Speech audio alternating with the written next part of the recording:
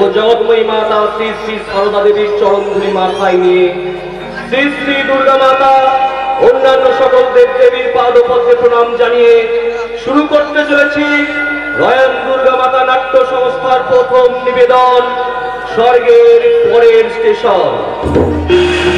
রচনা ভৈরবনাথ গঙ্গোপাধ্যায়, নির্দেশনা আহমদ আলী, প্রযোজনায় মুনমুন রায়, সম্পাদনায় চঞ্চল রায়, পরিচালনায় রয়ান গ্রামের মহিলা অধিবাসী বৃন্দ, দল ম্যানেজার অর্চনা চ্যাটার্জি, মঞ্চসজ্জা সন্ধ্যা প্রদীপ ডেকোরেটর, আলো ধ্বনি বিনা পানি সাজঘর খানপুর। অভিনয়ে মুনমুন রায়, অর্চনা চ্যাটার্জি, মালবিকা পান, শেফালি অধিকারী, কমল ঘোষ, কালীপদ অধিকারী, লাভলি অধিকারী, অরিন্দম রায়, ঋত্বিষা খাঁ, রণজিৎ রায়, সীমন্ত অধিকারী, জয়ন্ত পণ্ডিত, ধনঞ্জয় পণ্ডিত, অভিজিৎ ঘোষ, শান্ত রায়, চন্দ্রশেখর ঘোষ, তোতন পণ্ডিত, দিব্যেন্দু রায় ও প্রশান্ত অধিকারী। শুরু করছি শ্রী ভৈরবনাথ গঙ্গোপাধ্যায় রচিত, আহমদ আলী নির্দেশিত, মুনমুন রায় প্রযোজিত, রয়ান দুর্গা মাতা নাট্য সংস্থা পরিবেশিত এক অশ্রু সজল সামাজিক যাত্রাপালা স্বর্গের পরের স্টেশন।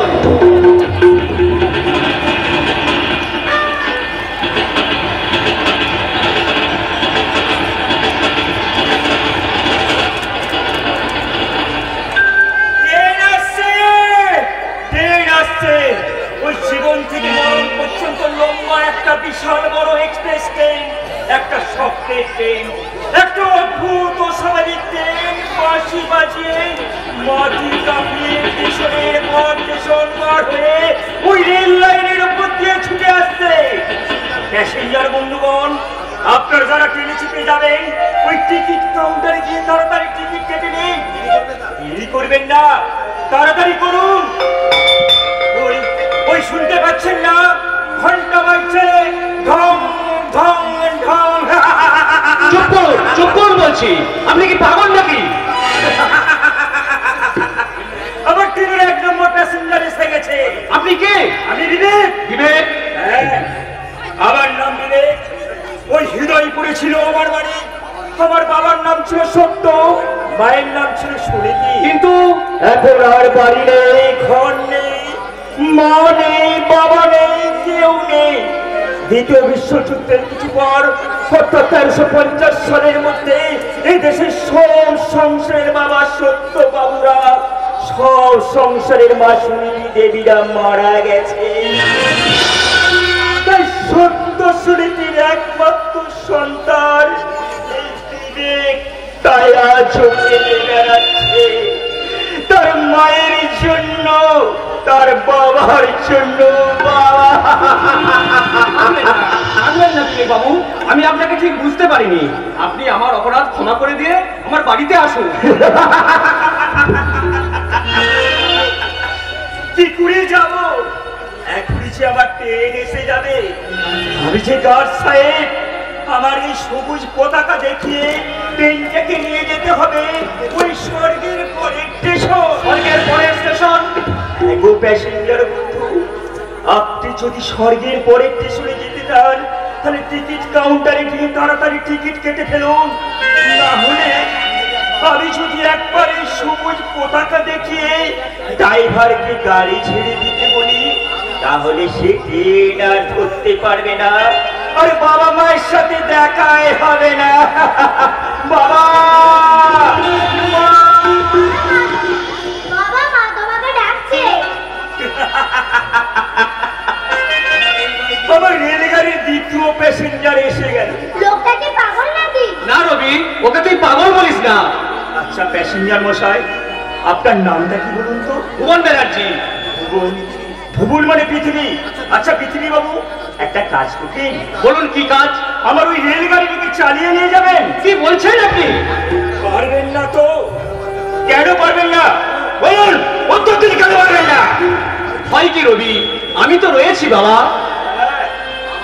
বাবার মতো বাবা থাকলে সন্তানদের কোনো ভয় নেই, কিন্তু এই যুগের বাবারা ছেলে মেয়েদের কাণ্ড কারখানা দেখে বোবা হয়ে বসে থাকে।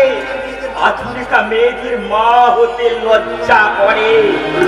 পিঠ কাটা বগল কাটা ব্লাউজ পরা মায়েদের পেটে কি ওই বিদ্যাসাগর, রবীন্দ্রনাথ কিংবা আশুতোষ মুখোপাধ্যায়ের জন্ম হয়? জন্ম হয় না, জন্ম হয় যত পাপান পাপান পামেলা ঝামেলা, যত সব মধু মাতাল। তাই তো 1560 সালের আগে আমি মা বাবাদের আনতে যাচ্ছি। একদিন মার, একদিন বাবা। আচ্ছা মানুষ তো তুমি, কখন তোমার নদীতে আসতে পারিয়েছি, তবু তুমি এখনো দাঁড়িয়ে আছে। বিবেক বাবু, ভদ্রলোক মানসিক ভারসাম্য হারিয়েছেন ভারতী। ভারতী অর্থাৎ ভারতবর্ষের মা, কোটি কোটি মায়ের প্রতিচ্ছবি। আমার স্বপ্নের সঙ্গে ছবিটা মিলে যাচ্ছে। বিবেক বাবু, চিক চিক চিক চিক চিক চিক চিক চিক চিক চিক চিক চিক চিক চিক চিক চিক চিক চিক। আমি এবার ট্রেন ছাড়বো। সংসারের বাবা আপনি, আবার রেলগাড়ি ড্রাইভার, আর সংসারের মা আপনি, আমার রেলগাড়ির গার্ড। এই সন্তান কামড়াগুলোকে মাঝখানে রেখে তোমাদের স্নেহের স্বপ্নে ভালোবাসার ট্রেন চালিয়ে নিয়ে চলো ওই কর্তব্য মায়া মমতা স্টেশন পেরিয়ে পেরিয়ে।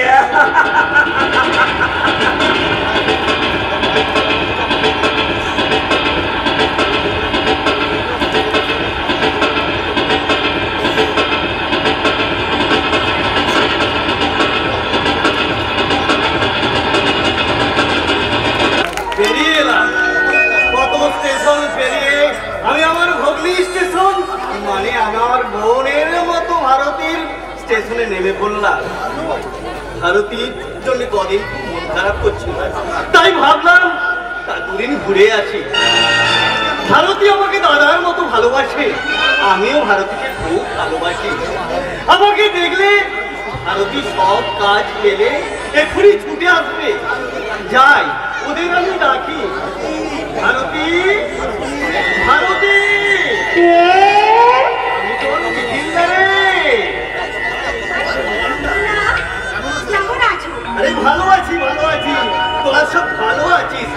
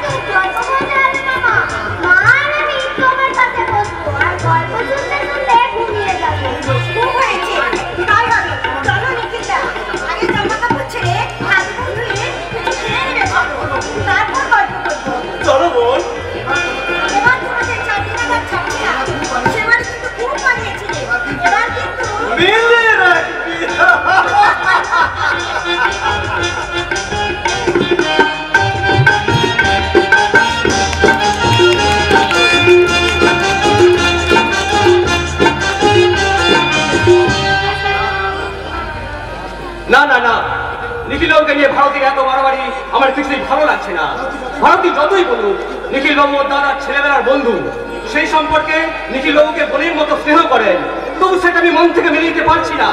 কারণ নিখিল বাবু ভারতের নিজের দাদা নয়, দাদার মতো। ওদের দুজনের সম্পর্কের মধ্যে একটা মতো শব্দ আছে, ওই মতো শব্দটাই হচ্ছে যত নষ্টের মূল। তাই আমি আর চুপ করে থাকবো না, আজই আমি ভারতীকে স্পষ্ট করে বলে দেবো। কি হলো গো? কার সাথে কথা বলছিলে? নিজের সঙ্গে। নিজের সঙ্গে বলে কেউ কথা বলে নাকি? বলে ভারতী বলে, যে মানুষ তার মনের গভীর গোপন কথা অন্য কাউকে বলতে পারে না, সেই মানুষই একান্ত নির্জনে নিজের সঙ্গে কথা বলে। তোমার গোপন কথা শোনা কেউ নেই, তার মানে আমি? তাহলে তোমার সঙ্গে আমার কথা বলা যাবে না? তোমার সঙ্গে আমার বাজার থেকে কি আনতে হবে বলো, আমি এক্ষুনি। বাজার যাওয়ার নাম করে পালাতে চাইছো বুঝি? আমার প্রশ্নের উত্তর এড়িয়ে দিতে চাইছো? হ্যাঁ তাই চাইছি। আমি জানি তুমি বুদ্ধিমতী, দুটো ছেলের মা হলেও তোমার শরীরের রূপ যৌবনের কোনো অভাব নেই। কিন্তু আমি বেকার হলেও টিউশনি করে সংসার চালালেও পুরুষ তো বটে। পুরুষকে বাইরের ঝড়ে ক্ষত বিক্ষত হতে দাও, আর তুমি মেয়ে ঘরের জানালা বন্ধ করে বসে। নিখিল আমার দাদা, দাদার মধ্যে ছোট থেকে নিখিল আমার দাদা, দাদা পাশে থেকে আমার এলে আমি ঠিকমতো তোমাকে সময় দিতে পারি না বা সঙ্গ দিতে পারি না। ঠিক আছে ভারতী, এবার থেকে তোমার ওই দাদার মতো দাদাকেই ফুল টাইম সঙ্গ দেবে, আমাকে পার্ট টাইম দিলেই চলবে। খুব হয়েছে মশাই, আর রাগ করতে হবে না। ঘরের ভিতরে বাজারে পড়ে আছে, সামনে দোকান থেকে জিনিস কিছু কিনে নিয়ে এসো, তারপর তুমি যা চাইবে তার খাবে। কি মশাই, ঠিক আছে তো? আমার ঠিক না থাকলেও তোমার তো ঠিক আছে। ঠিক আছে মশাই, ঠিক আছে। যাতে তোমার সব ঠিক থাকে, অসুবিধা হলে আমি সেই ব্যবস্থাই করবো। তার মানে তোমার আমার দুটি চোখে আমি হয়ে গেছিলাম, তোমার আমার দুটি চোখে আমি হয়ে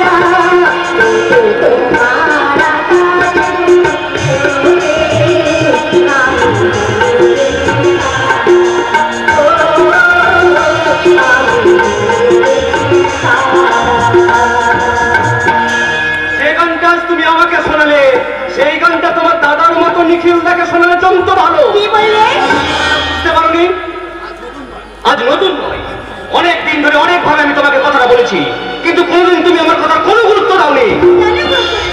আমি কি তোমার মতো হিন্নমূল্য তারকি নাকি? মুখ সামনে কথা বলবে ভারতী। তোমার অনেক অভিনয় ধরতে পেরেও আমি তোমাকে ক্ষমা করে দিয়েছি। তোমাকে আমি কতদিন না বলেছি ওই নিখিল বাবুর সঙ্গে তোমার মেলামেশা আমার একদম ভালো লাগে না। তোমার ভালো লাগে না? ছি ছি ছি ছি, তুমি না শিক্ষিত, তুমি ছাত্রদের কত জ্ঞানের কথা বলো, এই তোমার মানে এত নোংরা চিন্তা। ছি ছি ছি ছি। ক্ষমা করো ভারতী, তুমি আমার কথা কিছু মনে করো না। আসলে বেকারত্বের জ্বালায় অভাবের যন্ত্রণায় আমি আমার শুভবুদ্ধি হারিয়ে ফেলেছি ভারতী। আমি বেঁচে আছি কিনা আমার সন্দেহ হয়। অনেক যন্ত্রণার মাটি দিয়ে আমি মাঝে মাঝে একটা ভালোবাসার প্রতিমা তৈরি করি। রবির মুখ চেয়ে 6 মাসের বাচ্চা সোনের মুখ দেখে আমি নিজেকে স্বর্গ বানিয়ে ভাবি আমার আর কিছু না থাক, দুটো সন্তান তো আছে, একটা ভালোবাসার প্রতিমা তো আছে। আমরা দুজনা স্বর্গ খেলনা গরিব না ধরণীতে, মুগ্ধ ললিত অশ্রু গলিত গীতে পঞ্চস্বরের বেদনা মাধুরী দিয়ে বাসর রাত্রি রচিব না ভরা দিয়ে ভাগ্যের পায়ে দুর্বল প্রাণে ভিক্ষা না যেন যাচি কিছু নাই ভয় জানি নিশ্চয় তুমি আছো আমি আছি যাক আজ যে ঘটনা ঘটে গেল সেই ঘটনার কথা নিখিল বাবু যেন জানতে না পারেন তুমি ভেতরে যাও আমি এক্ষুনি বাজারটা করে নিয়ে আসছি বেশি ভালোবাসার মানুষ এইভাবে ভুল করে বসে তাছাড়া নিখিলদা এলে তো আমি ওর কাছে বেশিক্ষণ থাকতে পারি না না অথচ নিখিলদার সামনে থেকে 1 মিনিট সরে গেলে নিখিলদা এসে বলে রে ভারতী এখানে একা একা দাঁড়িয়ে কি ভাবছিস রে বোন? সে অনেক কথা নিখিলদা সে তোমাকে বলা যাবে না আচ্ছা একটা কথা বলতো ভারতী আমি এখানে আসি বলে কি বন্ধু একটু বিরক্ত হয়? না না বিরক্ত হলে কেন খুশি হন কিন্তু না দাদা না এর মধ্যে কোনো কিন্তু নেই একটু আগে এমনি যেন তো শুনে কি একটা তর্ক হচ্ছিল। ও আমাদের প্রাতঃের দাম্পত্য কলহ সে তোমাকে বলা যাবে না কেন বলা যাবে না ভারতী? মনে কর না আমি তোর বন্ধু। না না না তুমি আমার বন্ধু হবে কেন তুমি আমার দাদার বন্ধু দাদা শোন তোকে আমি কিছুতেই চুপ করতে পারছি না আমি যাচ্ছি রবি তুই তোর মামার সঙ্গে গল্প কর আমি সমস্যাটাকে নিয়ে এক্ষুনি আসছি সমস্যা না কিন্তু কি হলো মামা কি ভাবছো বাবু একটু চেপে বসে বাবু বাবু এগিয়ে গিয়ে বসে ভাবছি সাক্ষী রাখলে চলবে। তার মানে এই যে 10 টাকা নিয়ে ওই মোড়ের মাথায় সেই মিষ্টির দোকানটা থেকে মিষ্টি কিনে নিয়ে আয়। প্লিজ কতদিন সন্দেশ খাইনি যাও মামা আমি দৌড়ে যাবো আর আসবো। না না না না না অত তাড়াতাড়ি যাওয়ার কোনো দরকার নাই পথে বিপদ হতে পারে আস্তে আস্তে যা বেশি তাড়াতাড়ি করার কোনো দরকার নেই। ঠিক আছে মামা তুমি মাকে বলে দিও আমি সন্দেশ আনতে যাচ্ছি নয়নপুরের সন্দেশ নয়নপুরের সন্দেশ তার চেয়েও বেশি মিষ্টি ভারতের উত্তপ্ত যৌবন যে যৌবন ভোগ করার কথা ছিল এই নিখিল গুপ্তের সেই যৌবন আজ বেকার বাউন্ডুলে ভুবন ব্যানার্জির শোবার ঘরে ভুবন বাবুর সব কথা আমি শুনেছি আমি বুঝে নিয়েছি আজ বাড়িতে আসার আমার শেষ দিন শেষ দিনে শেষ কামড়টা আমি দিয়ে যাব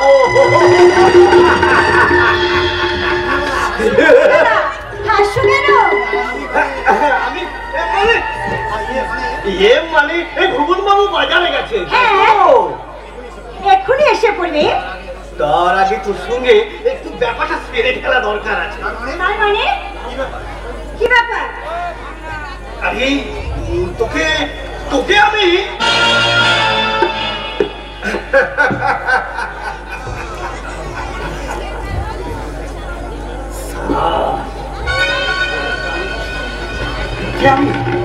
তোকে আমি ভালোবেসে ফেলেছি আমি তোকে সত্যি করেই ভালোবাসি বিয়ের আগে থেকে তোকে ভালোবাসতাম এখন এখন তোকে আমি চাই কি করছো নিখিলদা তোমাকে তো আমি দাদার মতো শ্রদ্ধা করি তুমি ওকে বোনের মতো চুপ কর অনেক দিন থেকেই আমি তোকে ভালোবেসেছি আমার এই সামান্য ভুলের জন্য তুই আজ আমার হাত ছাড়া হয়ে গেছিস তাই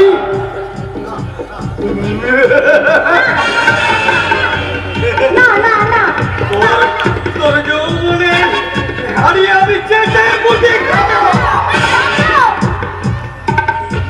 ওকে মামা তুমি আমার মায়ের দিকে এগিয়ে এসো না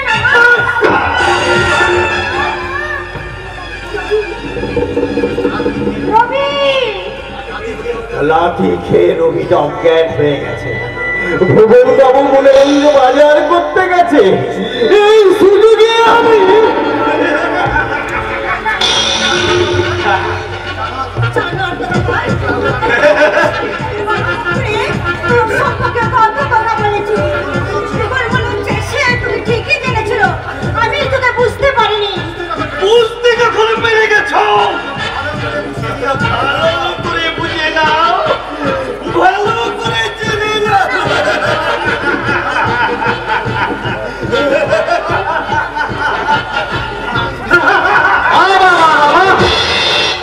ভাই বোনের কি অপূর্ব স্নেহ, হাততালি দিতে ইচ্ছে করছে।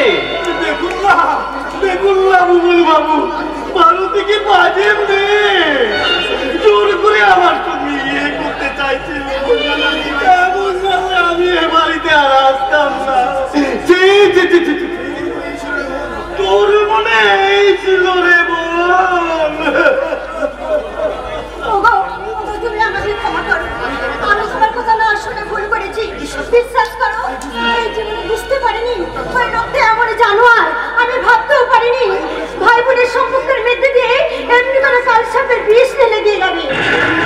রবি, ওর মানি না, ছবে না, রবিকে তুমি ছবে না। কি বললে? যা বলেছি ঠিক বলেছি। তুমি দীর্ঘদিন ধরে আমাকে মিথ্যা কথা বলেছো। পাটা শুনে পাটা শুনে রবি, ওর তো বাবা তোর মাকে বাড়ি থেকে বের করে দিয়ে দরজাটা বন্ধ করে দে। না গো না, আমাকে তুমি ভুল বুঝো না, আমি আমার ভুল স্বীকার করছি। আমি তোমার কথা না শুনে ভুল করেছি, তুমি আমায় ক্ষমা করো। রবি, না রবি, ওকে তুই মা বলে ডাকবি না। আজ থেকে ওর সঙ্গে তোর কোনো সম্পর্ক নেই। 6 মাসের ছেলের সঙ্গে নিয়ে তুমি এখনই এই বাড়ি থেকে বেরিয়ে যাও। আমি তোমাকে বিশ্বাস করি না। বিশ্বাস, তুমি আমাকে বিশ্বাস করো না? বিশ্বাস করতাম যদি তুমি চিৎকার করে লোক ডাকতে। লজ্জায় আমি চিৎকার করতে পারিনি গো। ঘেন্নায় আমার নিজের কাছে আমি নিজে হেরে গেছি, ঘেন্নায় আমার কন্ট্রোল হয়ে গেছিল। আমি এই সমস্যাটাকে বুকে নিয়ে ওর মাথায় হাত থেকে পিছনে বলছি আমি বিশ্বাসঘাতনী নয়। আমার সঙ্গে জানোয়ারটা প্রথম খারাপ ব্যবহার করিল। তবু আমি তোমাকে বিশ্বাস করি না। তুমি বেরিয়ে যাও। আমি তুমি যদি এই মুহূর্তে বাড়ি থেকে বেরিয়ে না যাও, তাহলে আমি বুঝবো এই রবি আমার সন্তান আর নিখিল গুপ্তের সন্তান সোম। হতে পারে না।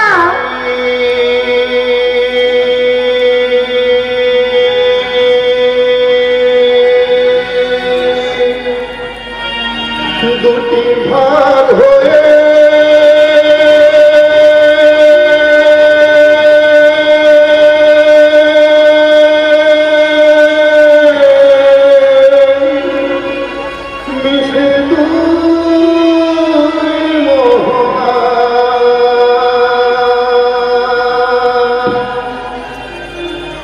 একটি মিশেছে গঙ্গা,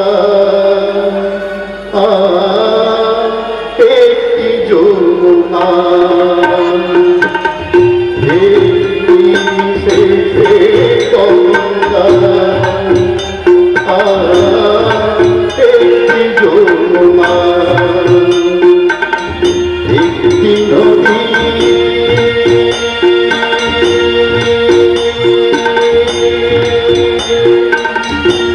দুটি ভাগ হয়ে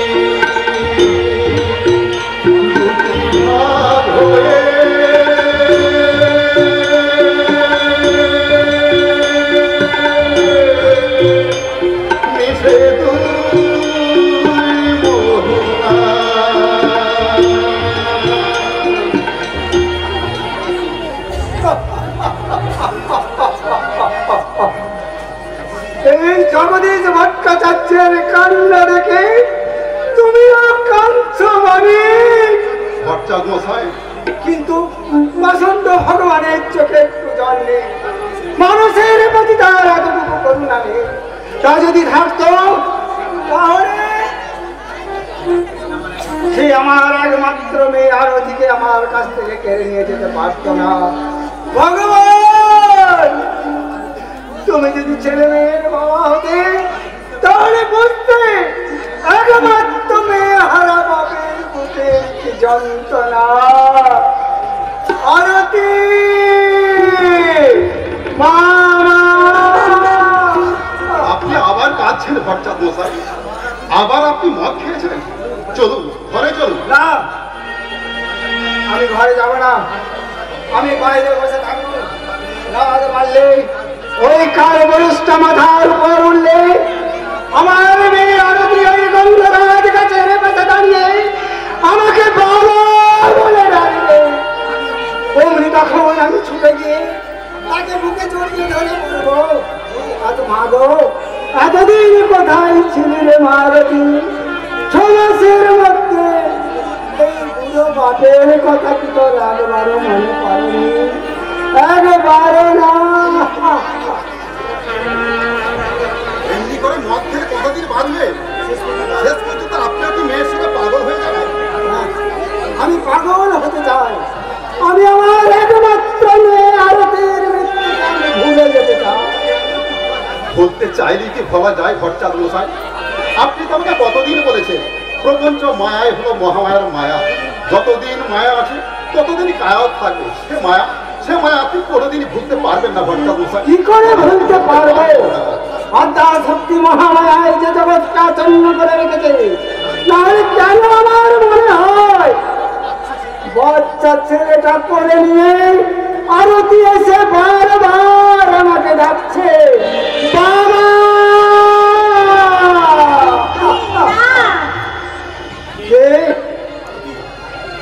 আরতি, তুই এসেছিস মা?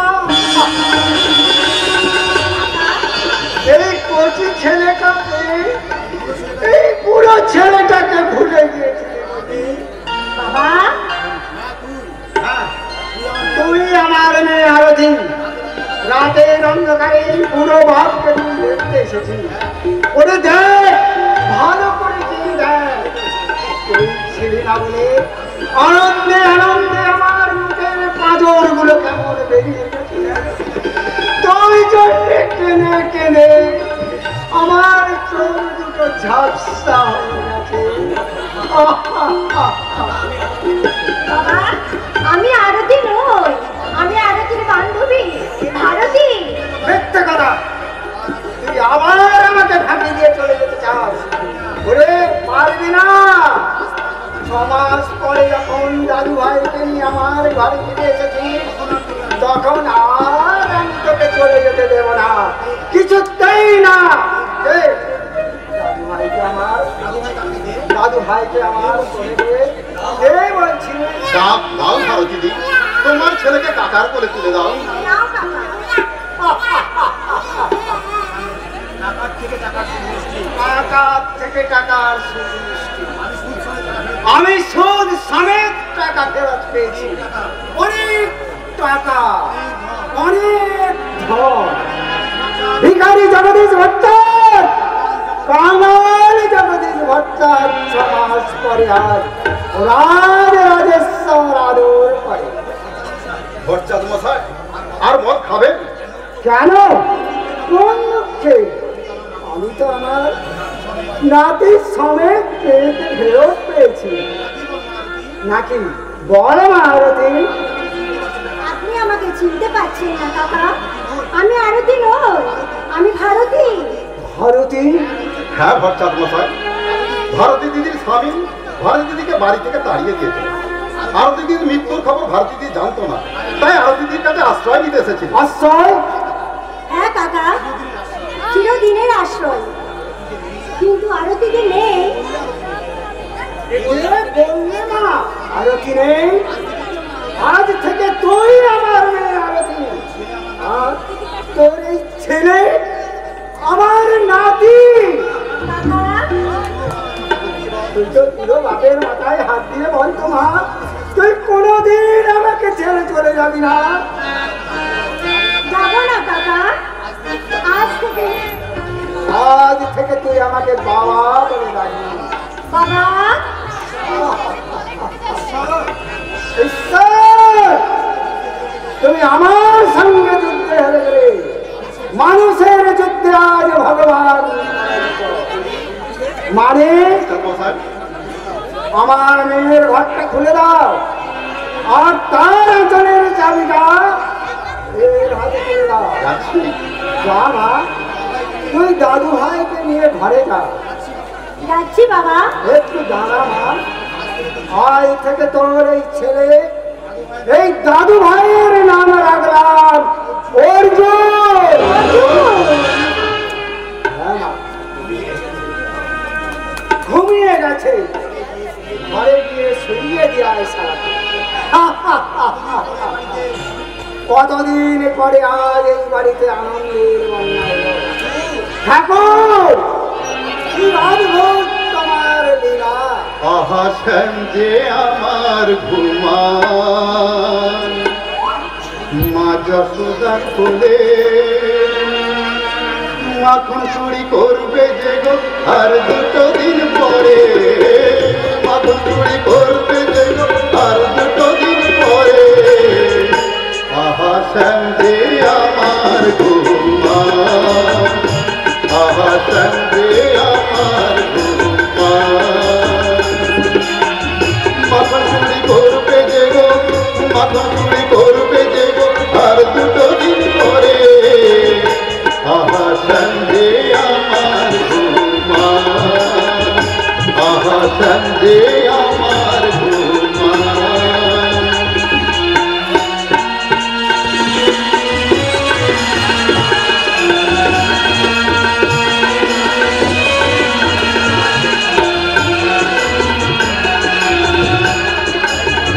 আনন্দের বন্যা এলো ব্যথা জমতাম, হৃদয় পিতা বনের পথে নকুর বেঁধে যায়, হৃদয় পিতা বনের পথে নকুর বেঁধে যায়। আহাসেন যে আমার ঘুমান, আহাসেন যে আমার ঘুমান, আহাসেন যে আমার ঘুমান।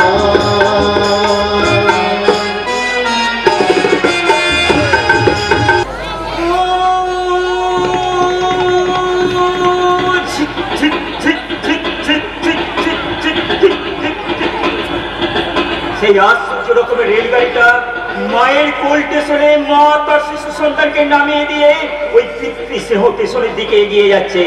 প্যাসেঞ্জার বন্ধুগণ, আপনারা বসুন। ওই ভুল বোঝাবুঝি স্টেশন থেকে রেলগাড়িটা ছেড়েছি, তারপর সন্দেহ, সম্মানবোধ, অবিশ্বাসের স্টেশন পেরিয়ে পেরিয়ে ওই ঝগড়াঝাটি স্টেশনে কিছুক্ষণ দাঁড়িয়ে বন্যা সেও স্টেশনে কিছুক্ষণ ইঞ্জিনটাকে ঠিক করে নিয়ে কর্তব্য কিংবা অনুশোচনা স্টেশনে পৌঁছাতে 21 বছর সময় লেগে গেছে। আমি গাড়ি দাঁড় করবার সিগন্যাল দিলাম। ওই দেখুন পুলিশ অফিসার ভুবন ব্যানার্জি আত্মবিলাপ করতে করতে এইদিকে এগিয়ে আসছে। আপাতত আমি কিছুক্ষণ ওই ডাস্টবিন ক্যান্টিন থেকে কিছু টিফিন খেয়ে নিই। 21 বছর ধরে আমি ভারতীয় আশ্রমকে খুঁজে বেড়াচ্ছি, কিন্তু কোথাও আমি তাদের কোনো সন্ধান পেলাম না। ভারতীর সঙ্গে ছাড়াছাড়ি হওয়ার পরই আমি পুলিশের চাকরিটা পেয়েছিলাম। বর্তমানে আমি হৃদয়পুর থানার ওসি। আমার হাতে এখন অনেক ক্ষমতা, কিন্তু সব ক্ষমতা প্রয়োগ করেও আমি আমার ভাঙা মনটাকে জোড়া লাগাতে পারছি না। ভালোবাসার সামান্য একটা ভুল 21টা বছর ধরে আমার জীবনটাকে জ্বালিয়ে পুড়িয়ে ছারখার করে দিচ্ছে।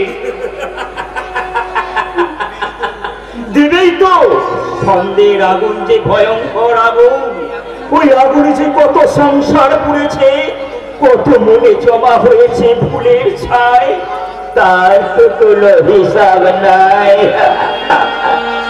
আপনি বিবেকবাবু না? বিবেককে যে চিনতে পারে সে এমন বিবেকহীনে তার মতন কাজ করে কি করে? আমি। আপনি ভুবন ব্যানার্জি তো? হ্যাঁ। 21 বছর আগে আপনার সঙ্গে আমার প্রথম দেখা হয়েছিল। হ্যাঁ, আমি আপনাকে ঠিক চিনতে পেরেছি। এখন তো আপনি ওই হৃদয়পুর থানার দারোগাবু, তাই না? হ্যাঁ। আপনার বড় ছেলে রবি একটা বড় কোম্পানিতে কাজ করেন। আপনি তার বিয়ে দিয়েছেন, একটা ফুটফুটে নাতি হয়েছে। ঠিক আপনার বড় ছেলে রবির মতো দেখতে হচ্ছে, তাই তো? হ্যাঁ, ছেলের বউ নাতিকে নিয়ে আমি এখন সুখেই দিন কাটছি। মিথ্যা কথা বলছেন। মিথ্যে কথা বলছেন না? আপনি সুখে আছেন, শান্তিতে আছেন। ইয়েস ইয়েস বিবেকবাবু, আমি সুখে আছি, শান্তিতে আছি। কার জন্য আমি দুঃখ করতে যাব? কার জন্য আমার মনে অশান্তির বাসা বাঁধবে? আজ আমার কোনো কিছুরই অভাব নেই। কিন্তু অভাবের দিনে সেই স্বভাবটা তো আপনার আছে। বিবেকবাবু, জবাব দিতে পারেন? এত প্রভাব প্রতিপত্তি থাকা সত্ত্বেও নবাবে চাল চলন দেখে কোপ্তা কাবাব খেয়েও রাতে আপনার ঘুম হয় কি? কেন ঘুম হবে না? কার চিন্তা আমার ঘুম কেড়ে নেবে?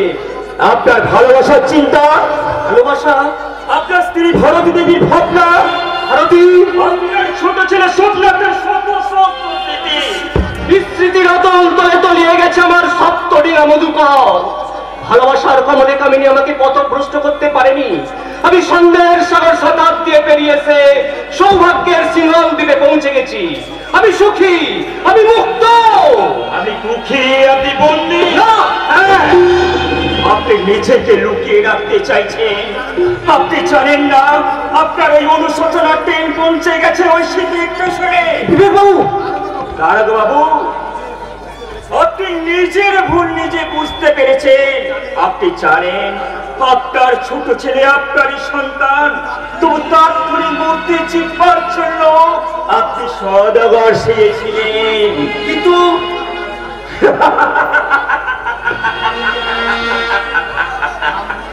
বাঙুলকে গায়েত্রী লুকিয়ে কোনো লাভ নেই দারোগাবু। আপনি খুঁজুন, ভাবুন, আমি ততক্ষণ দেখে আসি তারা কোথায় আছে। হ্যাঁ, তবে আপনাকে বলবো না, আপনি খুঁজে নিন। আপনার ছোট ছেলে ওই সীমন্ত সদাগর।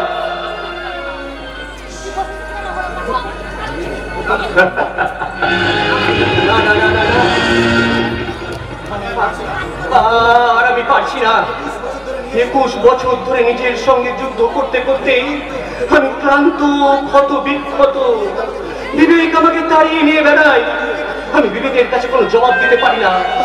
যন্ত্রণায় বুকটা আমার মুচড়ে মুচড়ে ওঠে। আমি নিশিপা মানুষের মতো নিষ্ঠি রাতে মনে মনে চিৎকার করে ডেকে বলি, সমু, সোমনাথ, ভারতী। কি হয়েছে বাবা? কি হয়েছে? আবার কি আপনার শরীর খারাপ করছে? কতদিন আপনাকে বলেছি আজকে আমাকে চিন্তা করে মন খারাপ করবেন না। রবি, তোমার মায়ের চিন্তা, তোমার ভাইয়ের চিন্তাকে তুমি আজে বাজে চিন্তা বলছো? তা নয় তো কি? 21 বছর আগে যে ভদ্র মহিলা 6 মাসের বাচ্চাকে নিয়ে আপনাকে ছেড়ে চলে গেছে, তার কথা ভেবে কি লাভ? রবি, তোমার মা তোমার কাছে শুধু ভদ্র মহিলা? না মানে তুমি তো লেখাপড়া শিখেছো, কলেজ ইউনিভার্সিটির সিঁড়ি পেরিয়ে বড় বড় সার্টিফিকেট নিয়ে এসেছো। সেই জন্যই বুঝি ভুলে গেছো জীবন বোধের প্রথম ভাগের কথা। বাবা, লেখাপড়া শিখে মানুষ যে এত অশিক্ষিত হয় তা তো আমার জানা ছিল না। রবি, বৌমা, বৌমা। বাবা, আমাকে ডাকছেন? হ্যাঁ মা অঞ্জলি, তোমার ছেলে কোথায়? অপু, ভেতরে বসে বই পড়ছে বাবা। করছে? দাদু ভাইয়ের পড়া বন্ধ করে দাও বৌমা। কারণ যারা পড়ে তারা বোধ হয় পড়েই যায়। তোর বাবা নিচের দিকে নেমে পড়ছে বলে রে দাদু ভাই। আপনি থানায় যাবেন না? যাব নিশ্চয়ই যাব। থানায় গিয়ে তো চোর গুন্ডা সমাজ বিরোধীদের আমি শাসন করব, কিন্তু তার আগে আমি আমার বড় ছেলেকে শাসন করে যাই। কি বলছেন বাবা?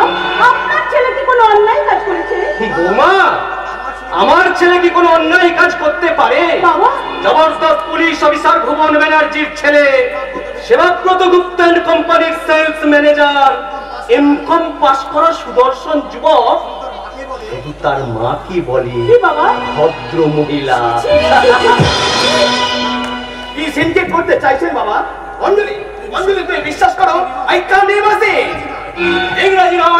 ইংরাজি নয় রবি, বাঙালির ছেলে বাংলা ভাষাটা আগে শেখো।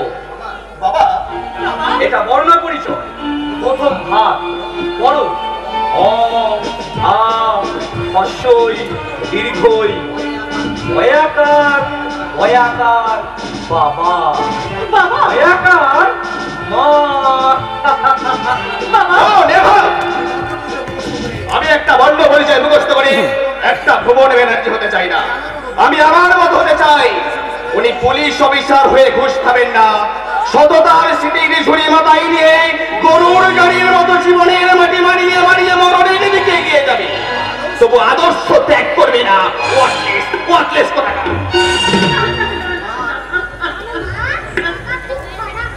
জি আপু, ওসব কথা বলতে নেই বাবা, ওসব কথা বলতে নেই।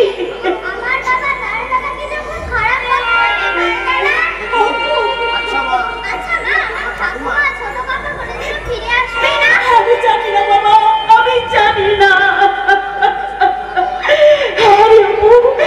আমি তো ঠাকুমার কথা, আমার ছোট দেওয়ারের কথা তো দাদুর মুখে অনেক শুনেছি, কিন্তু চোখে দেখা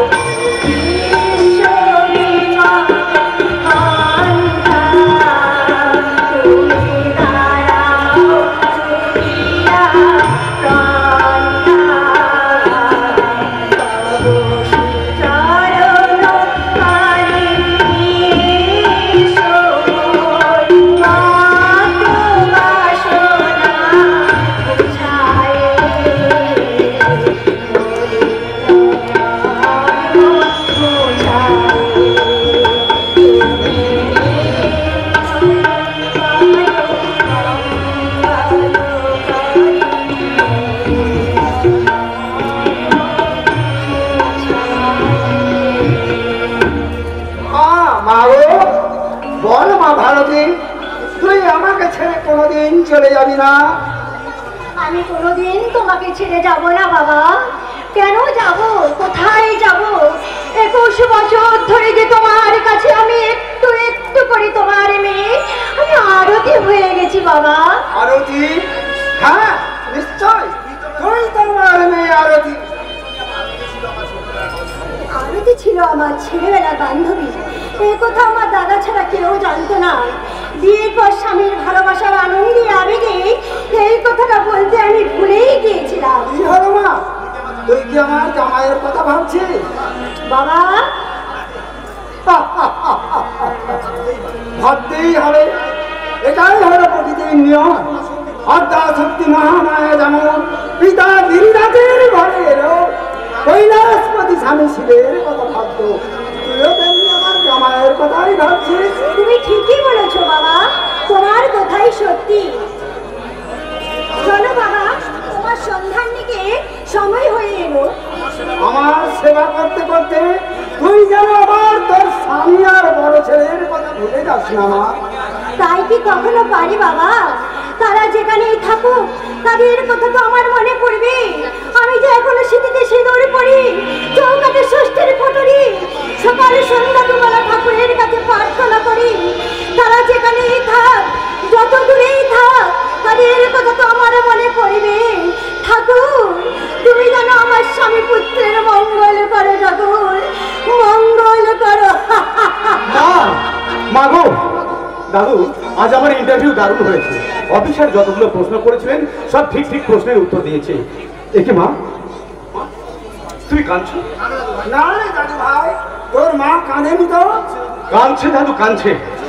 অর্জুন, সত্যি করে বলো তো মা, কেন তুমি কাঁদছিলে? কেন চোখের জলে ভিজে যাচ্ছে আমার মায়ের আঁচল? ও বুঝেছি, দাদুর এই মাসে পেনশনের টাকা বুঝি শেষ হয়ে গেছে। তুমি যে বাচ্চা ছেলে মেয়েগুলোকে পড়াতে, তার টাকাও বুঝি খরচ হয়ে গেছে। অর্জুন, বলো মা, বলো না মা, কেন তুমি কাঁদছিলে? কার জন্য কাঁদছিলে? তোর মা তোর বাবার জন্য কাঁদছিল। না! না! যে বাবাকে আমি ঘৃণা করি সেই বাবার জন্য তুমি কোনোদিনও কাঁদবে না মা। বাবাকে তুই ঘৃণা করিস? না না, পাপ হবে। ওরে বাবা হচ্ছে জন্মদাতা পিতা। পিতা? আরে অর্জুন, শাস্ত্রে কি বলেছে জানিস? পিতা সর্ব পিতা ধর্ম পিতা হি পরমন্তম পিতরি পৃথিবী পন্নে কিয়ন্তে সর্বদে। কেন মানিস না অর্জুন? কেন মানবো মা? যে লোকটা মিথ্যে সন্দেহ করে তোমাকে 21 বছর আগে আমার অনাথিনী মাকে রাতের অন্ধকারে বাড়ি থেকে বের করে দিয়েছিল, তাকে আমি পিতা বলেও মানি না, আর স্বর্গ বলেও মানি না। কেন মানিস না অর্জুন? মানবো মা? আমার বাবা বলে যাকে তোমরা সম্মান দেখাতে বলছো, সেই ভদ্র লোকই কিনা বলেছিল 6 মাসের সোম তার নিজের ছেলে নয়, আমি নাকি তার অবৈধ সন্তান। প্রমাণ করার জন্যই তো সেদিনের সমাজের শিশু তোকে বুকে নিয়ে আমি বাড়ি থেকে বেরিয়ে এসেছিলাম। বেরিয়ে যখন এসেছিলে তখন সেই লোকটার কথা মনে রেখেছো কেন? কেন তার জন্য তুমি চোখের জল ফেলবে? কেন সেই অমানুষ লোকটাকে স্বামীর আসনে বসে এখনো তুমি তোমার স্মৃতিতে সিঁদুর পড়বে মা?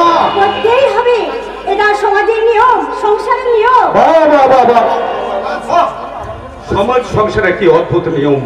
মহানুভব স্বামী তার শিশুপুত্র সহ স্ত্রীকে মিথ্যে সন্দেহ করে বাড়ি থেকে বের করে দেবেন, আর হতভাগিনী স্ত্রী সেই স্বামীর মঙ্গল কামনার জন্য চিরকাল স্মৃতিতে সিঁদুর পড়বে।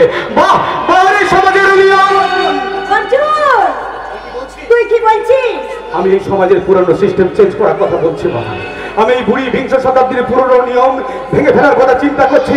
আমি বেরিয়ে আসতে চাইছি একটা অবক্ষয়ের ব্যারিকেড থেকে। আমি ভাঙবো, আমি সব কিছু ভেঙে চুরমার করে দেব। সব থেকে চুরমার করে দিবি? মায়ের সঙ্গে ছেলের সম্পর্ক ভেঙে দে, এটাই তো পুরানো নিয়ম। দাদুর সঙ্গে ছেলের সম্পর্ক ভেঙে চুরমার করে দে, এটা আরো পুরানো নিয়ম। মায়ের এই বুকটাকে ভেঙে টুকরো টুকরো করে মাসের ছেলের সিস্টেম চেঞ্জ করে দাও তো। আরো পুরানো নিয়ম। তুমি তুমি আমাকে ক্ষমা করো মা। তুমি বিশ্বাস করো, সেই ছোট্টবেলা থেকে তোমার মুখে বাবার কথা দাদার কথা শুনতে শুনতেই আমার মনে দ্বিতীয় অস্তিত্বের জন্ম হয়ে গেছে। তাই আমি চাকরি খুঁজতে বেরিয়ে খুঁজে বেরিয়েছি দাদাকে, খুঁজে বেরিয়েছি বাবাকে, খুঁজে বেরিয়েছি সেই শয়তান নিখিল গুপ্তকে। আমার অবচেতন মনের সত্য অন্বেষণ আমাকে যে পাগল করে দেয়, মা পাগল করে দেয়। তাদের কাউকে খুঁজতে হবে না অর্জুন, শুধু মা শব্দের মানে খোঁজ আর মায়ের আদর্শকে ভালো করে চিনে রাখ। সংসারে যারা মাকে চিনেছে তাদের আর কাউকে চিনতেও হয় না আর খুঁজতেও হয় না। আমি তোমাকে চিনেছি মা, আমি দেখেছি মহিমাময়ী মাতৃ মূর্তি তোমার মুখে। আমি ওই মূর্তি চিরকাল পুজো করব আমার চোখের জল দিয়ে, প্রয়োজন হলে বুকের রক্ত দিয়ে। মা, মা গো মা। या देवी सर्वभूतेषु मत्तिरूपेण संस्थिता नमस्तस्यै नमस्तस्यै नमस्तस्यै नमो नमः। या देवी सर्वभूतेषु शक्तिरूपेण